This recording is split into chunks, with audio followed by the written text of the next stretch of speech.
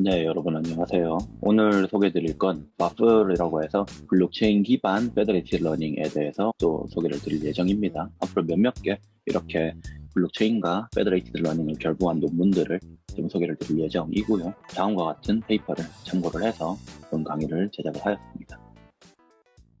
우선 요약입니다. 이 연합학습이란 걸 저희가 많이 다뤘는데 항상 그런 연합학습들을 보면은 글로벌 모델을 유지하고 업데이트해야 되는 중앙화된 어그리게이터라고 하는 존재가 존재를 해요. FL 서버라고들 하는 그런 서버 구조가 항상 존재를 했었죠. 근데 많은 경우에는 이런 어그리게이터의 존재가 비현실적입니다. 왜냐하면은 일단 통신을 되게 많이 해야 되고요. 클라이언트들에게 모델을 다 전파해야 되고 또 수집해야 되니까. 그리고 연산 또한 많이 해야 됩니다. 뭐 대표적인 게 평균 되는 연산 같은 걸 하는 거죠. 그래서 이런 집계자의 존재가 비현실적일 수 있다. 그래서 이 저자들이 제안하는 바플이라고 하는 솔루션은 집계자, 어그리게이터가 없는 블록체인 기반 페더레이티드 러닝 환경이다 라는 거고요. 본질적으로 탈중앙화가 되어 있습니다. 스마트 컨트랙트를 사용해서 이들을 이룩을 했고, 이 스마트 컨트랙트는 라운드를 관리하고 모델을 통합하고 FL 태스크들을 담당한다고 하네요. 앞으로 쭉 살펴볼 거고요. 또한 연산 측면에서도 효율성이 좀 올랐는데 왜 그러냐면 큰 모델들을 전부 다 다루는 것이 아니라 서로 주고받는 통신이라든지 아니면 연산을 하는 데 있어서 청크라고 하는 단위로 일부분만을 다루기 때문에 이득이 있었고요. 실제로 저자들이 프라이빗 이더리움 네트워크 상에서 실험을 진행을 했고 중앙화된 어그리게이터가 존재하는 상황과 비교를 하고 또한 그냥 나이브하게 어그리게이터를 없앤 그런 구조와도 비교를 했는데 훨씬 좋은 효율성과 성능을 보였다. 뭐 가스 비용을 줄인다든지 뭐 확장성도 높다든지 연산 효율성이 높다든지 그런 측면을 보였다라고 합니다. 자, FL에 대해서 간단하게 짚고 넘어가자면 FL 패러다임의 기본 가정은 중앙화된 어그리게이터가 존재한다는 것이에요. 이 어그리게이터가 어떤 역할을 하느냐, 네 가지 핵심 기능을 수행을 하는데 각 라운드마다 글로벌 연산을 수행을 해야 되고요. 클라이언트들이 보내준 가중치들을 통합하는 과정이죠. 평균을 내든 뭘 하든.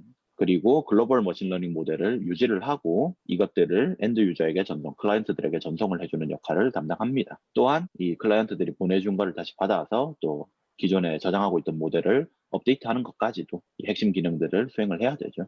근데 이런 중앙화된 어그리게이터의 존재는 문제가 될 수 있다. 비현실적일 수가 있다. 왜냐하면 첫 번째 이유로는 신뢰의 문제가 있을 수 있습니다.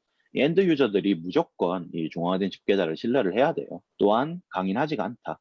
싱글 포인트 오브 페일리어라고 해가지고 이 서버 집계자만 공격을 하면은 전체 시스템을 붕괴시킬 수 있어요. 강인하지 않다, 로버스트하지 않다. 또한 이러한 서버는 굉장히 많은 파워와 네트워크 커넥션을 요구를 하기 때문에 클라우드 기반인 경우들도 종종 있는데, 많이 있는데 이런 경우는 확장성이 좀 떨어지거나 비싸다, 비용이 많이 든다라는 단점이 존재를 합니다. 그래서 이를 탈중앙화시키면 집계자를 없앨 수 있는데 탈중앙화를 하는 대표적인 방법 중 하나가 블록체인과 접목시키는 거겠죠. 그렇지만 고려해야 할 점들이 있는데 블록체인에서는 데이터 스토리지 및 연산 비용이 높고요. 우리 가스비가 많이 들고요. 쉽게 말해서. 또한 머신러닝 모델 전체를 블록체인에서 다루기에는 부담이 큽니다. 비용도 많이 들 뿐더러 레이턴시 등등등의 그런 코스트들도 많이 들고요. 또 한 가지 심각한 문제 중 하나는 트랜잭션의 크기 제한이 있어요. 그렇기 때문에 모델을 전부 다 담아서 트랜잭션을 보낸다든가 하는 게 애초에 불가능합니다. 그래서 페더레이티드 러닝에서 블록체인 기반으로 뭔가를 하겠다라고 하면은 모델을 저장하거나 업데이트하는 것 등등등의 제약사항들이 존재한다는 거죠.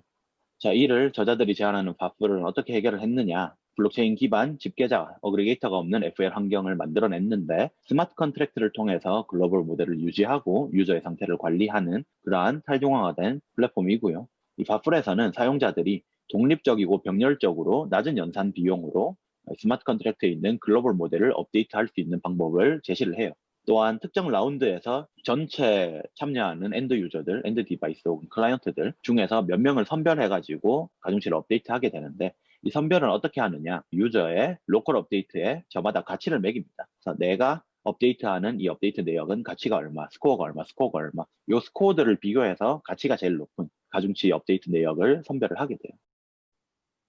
자, 그럼 핵심이 스마트 컨트랙트예요. 스마트 컨트랙트를 통해 가지고 저런 페더레이티드 러닝을 지원을 하니까 어그리게이터 프리하게 만들기 위해서는 어떤 것들이 필요하냐, 어떤 기술적 요소들이 필요하느냐 그런 것들을 조금 살펴볼 거고요. 앞으로 얘기 드릴 이 내용들은 이더리움 플랫폼 위에서 구현하고 평가가 되었지만 스마트 컨트랙트가 돌아가는 어떠한 블록체인 위에서도 다 가능합니다. 대부분의 블록체인들은 트랜잭션이라든지 이런 거 사이즈에 제한이 있어요. 예를 들어 이 논문에서 사용한 버전의 EVM 기준으로 하면은 한 트랜잭션당 24KB 제한이 있다라고 합니다.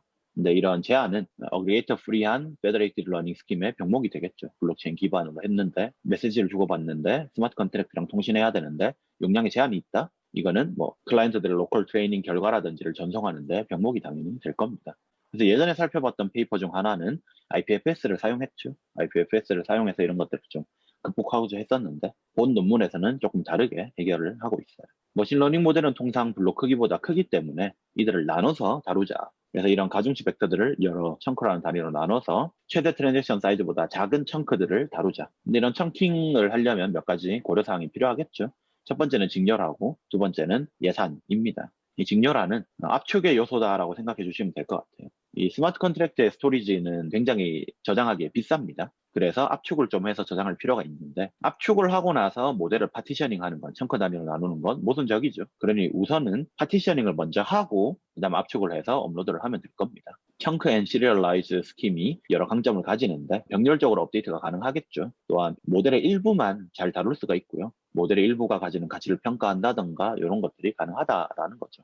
두 번째는 예산인데 블록체인에 내가 청크를 등록하든지 뭐 하는 것들은 연산 비용을 수반을 해요. 수수료 형태로 가스피 형태로 나가게 되는데 이런 것들이 사용자의 개인의 예산에 달려 있는 거죠. EFL 모델을 학습시켜서 좋은 모델을 얻으면 어떤 이득이 있을 거고 그 이득과 내가 수수료로 쓰는 가스비와 비율을 평가한 다음에 업데이트하고자 하는 청크의 개수를 정해서 원하는 개수만큼 업데이트를 할 수 있을 겁니다. 모델을 전부 다 업데이트하고 뭐 해야 된다라고 하면은 고정된 큰 비용이 들 텐데 청크라는 단위로 잘게 쪼개면은 내가 원하는 청크 몇 개 예산이 많으면 좀 더 많은 청크들을 업데이트할 수 있다가 되니까 잠재적인 예산에 대한 잘 다룰 수 있는 피처가 되기도 합니다. 즉 본질적으로 서로 다른 예산을 가지는 상황까지도 다룰 수가 있다라는 거죠.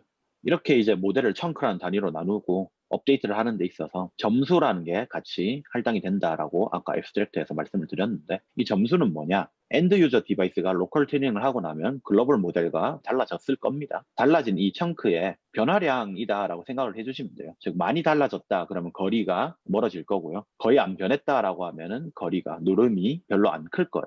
엔드 유저 디바이스로부터 제한되는 이 업데이트된 청크와 기존에 있던 청크 간의 노름의 차이가 곧 점수가 되고 점수가 높으면 높을수록 더 많이 업데이트가 반영되었다라는 소리니까 얘가 더 잘 셀렉션이 될 겁니다. 그런 식으로 처리를 해줘요. 사용자가 자기가 신경망을 업데이트하고 나서 청크들 일부를 랜덤하게 뽑아서 업데이트를 하는 겁니다. 예산이 허가하는 한도 내에서 개수만큼 뽑아요. 그걸 스마트 컨트랙트에 제출한다. 이걸 비드라고 합니다. 제한이라고 의역을 했고요. 여러 제한이 등록된 청크가 만약에 있다. 그럼 이 중에서 뭘 수용할 것인가? 바로 최대 점수를 등록한 디바이스가 그 청크의 업데이터로 선발이 된다. 즉 다시 말하자면 변화율이 가장 큰 청크가 업데이트 된다라고 생각해 주시면 되겠죠. 또 하나 고려해야 되는 요소가 하나 있는데 바로 PL이라고 해서 Participant 레벨인데 다음 라운드를 시작하기 위해서 제한을 등록해야 할 에이전트의 수에 해당을 하고요. 이 PL이 만족되면은 다음 라운드가 시작이 돼요. 즉 예를 들어 PL이 5다. 그럼 5명이 이번 라운드에 참여를 하면 다음 라운드가 시작이 돼요. 이전 라운드에는 다시 참여할 수가 없습니다. 다시 새로운 라운드의 PL에 맞춰서 제한을 해야 되고요. 이런 식으로 부분 동기화가 이루어집니다. 유저 오리엔티드 로컬 컴퓨테이션을 먼저 살펴보자면 이 클라이언트 프로세스는 로컬 학습을 수행한 다음에 스마트 컨트랙트를 통해서 로컬 모델을 입력을 하겠죠, 블록체인에.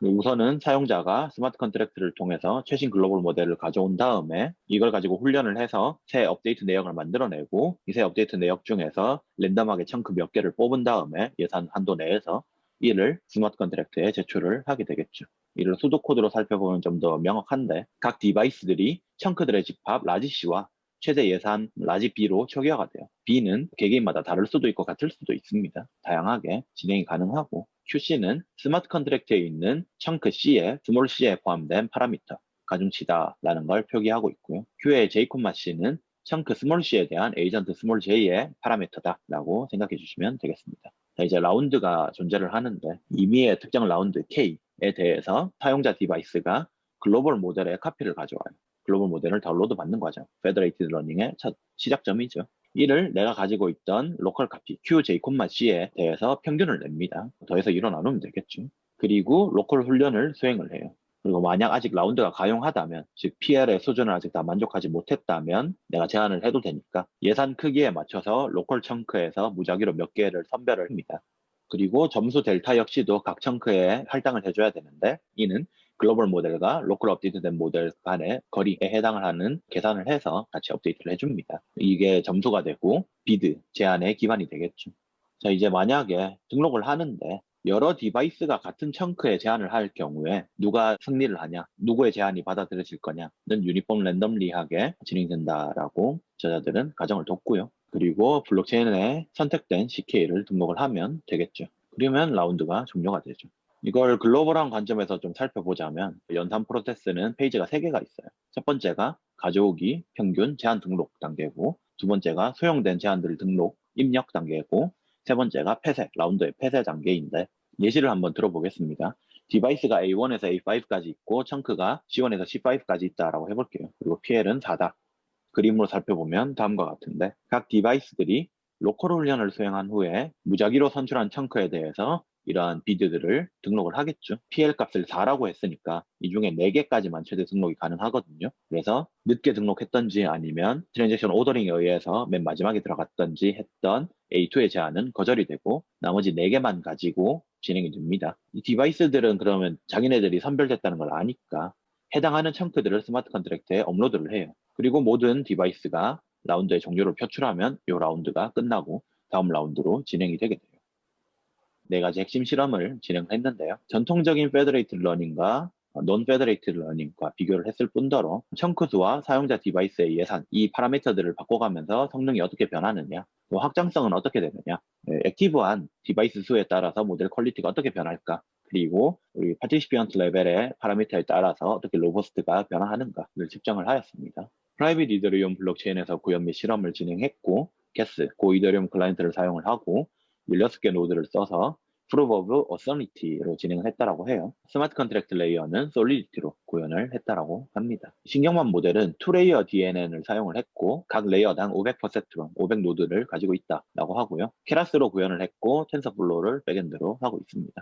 케이스 스터디를 진행을 했는데 얘를 콘크리트 이그젠플로 계속 잡고 가는데 이 택시 드라이버 수익을 측정하는 그런 딥러닝을 구동을 했다라고 해요. 택시 드라이버들은 아이들 상태에 있으면 수익을 못 내잖아요. 이런 아이들 상태를 줄여서 수익을 증진하는 게 이 케이스 스터디의 목적이고요. 16개의 택시로 총 50라운드 존재한다는 상황 하에서 각 라운드마다 택시당 700번의 탑승이 발생함을 가정하고 실험을 진행을 했습니다. 이 바플과 로컬러닝, 이 LL이라고 하고 전통적 FL, CFL을 비교를 했고요. LL 같은 경우에는 로컬 트레이닝이니까 모델 통합 과정이 필요 없겠죠. 그리고 택시도 하나만 있으면 되고요. CFL은 어그리게이터가 존재를 할 거고 얘네들 간 성능을 비교를 해봤어요. 그 결과 바플은 집계자가 프리하면서 탈중앙 환경인데 클래시컬한 저런 CFL과 거의 유사한 38%의 이익 향상을 이끌어냈다라고 합니다. 이는 로컬 러닝, 일반적인 딥러닝을 써가지고 수익을 증진시킨 그런 수익률에 비해서 훨씬 18% 이상의 추가 이득을 나는 잘학습이 되었다라는 걸 알 수가 있겠죠.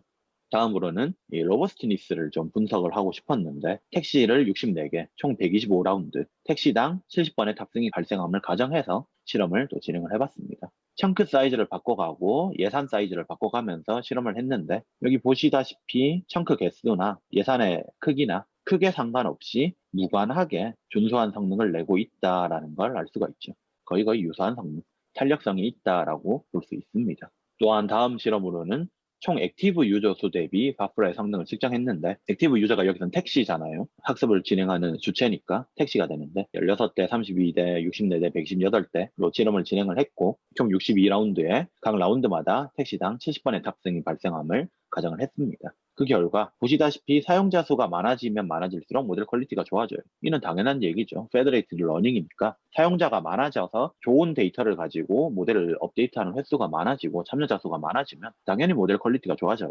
그렇지만 이것도 어느 정도 이상의 수준에서는 수렴하더라. 그래서 사용자 수가 충분한 수치 이상에만 있으면 로버스트하다. 그런 걸 알 수가 있죠.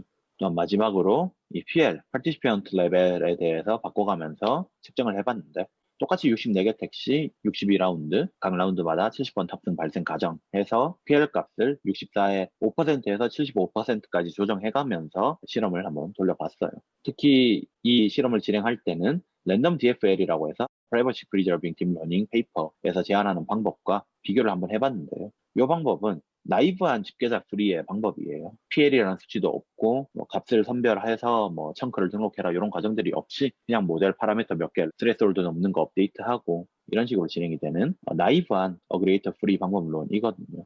이거와 비교를 해봤는데 이 PL에 따라서 성능을 분석해보니까 모델 퀄리티의 수렴이 가장 빠른 방법은 랜덤 DFL이었어요. 당연히 비용도 고려 안 하고 스레스홀드만 넘으면 다운로드를 해버리니까 그런 모델 퀄리티의 수렴은 가장 빠를 수 있는데 바풀도 이와 유사하게 수렴하더라, 성능이 거의 유사하더라라는 걸 알 수가 있고요. 대신에 여기서 현저하게 큰 차이가 나죠. 바풀이 랜덤 DFL 대비 거의 절반 이하의 가스 코스트를 소모하더라라는 걸 알 수가 있습니다. 이건 왜 그렇냐? 얘는 선별을 한 다음에 청크를 업데이트하게 하잖아요. 그래서 불필요한 업데이트가 최소화되기 때문에 저런 현상이 나타나게 되고요.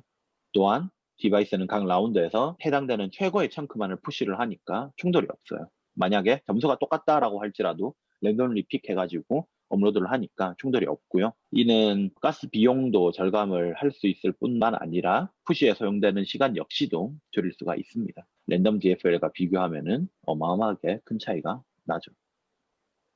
결론적으로 이 바플은 블록체인을 사용해서 탈중앙화 구조를 만들었고 특히 어그리게이터가 프리한 그런 페더레이티드 메커니즘을 제안 및 구현을 했고요. 중앙화된 집계자를 완전히 제거를 했습니다. 바로 스마트 컨트랙트를 통해서 집계자의 역할을 대신했고 라운드를 진행하고 사용자 디바이스를 선택하고 모델 통합을 수행을 하게 되죠. 저자들은 추후 연구로 DP, Differential Privacy 등을 적용을 해서 좀 더 프라이버시 측면에 대한 보강도 꾀하고 있다라고 하고요. CNN이라든가 LSTM과 같은 복잡한 패러다임을 적용해서 여전히 로버스트한지 등등등도 실험을 진행해 볼 수 있다라고 합니다.